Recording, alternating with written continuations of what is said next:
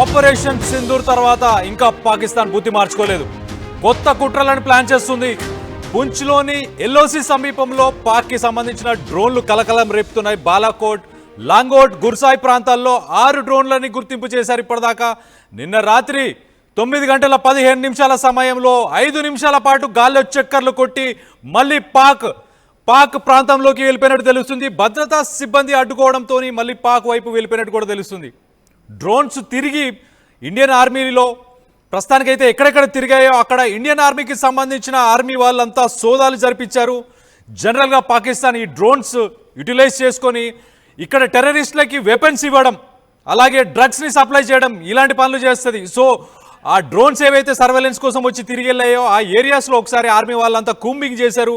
అక్కడ ఎలాంటి మాదక ద్రవ్యాలు కానీ లేకపోతే వెపన్స్ కానీ ఏం దొరకలేదు. సో మొత్తానికైతే ఆ డ్రోన్స్ వచ్చి వాళ్ళు సర్వేలెన్స్ చేసి వెళ్తున్నారు. సర్వేలెన్స్ ఎందుకు చేస్తున్నారు అని అంటే మేబీ ఎక్కడెక్కడ భద్రతా సిబ్బంది ఉంది, ఎక్కడెక్కడ మన స్థావరాలు ఉన్నాయి, ఆర్మీకి సంబంధించిన స్థావరాలు, ఎక్కడెక్కడ ఆర్మీకి సంబంధించిన వెపన్స్ ఉన్నాయి అనేది ఒక్కసారి వాళ్ళు మ్యాపింగ్ చేసుకునే అవకాశం ఉంటుంది.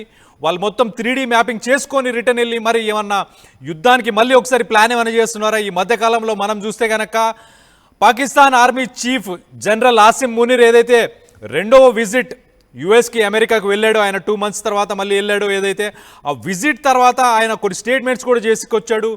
నేను న్యూక్లియర్ పవర్ని యూజ్ చేస్తే సగం ప్రపంచం అంతా దానికి నాశనం అయిపోతారు, నాతో పాటు సగం ప్రపంచాన్ని ముంచేస్తానని చెప్పి ఆయన చెప్పుకొచ్చాడు.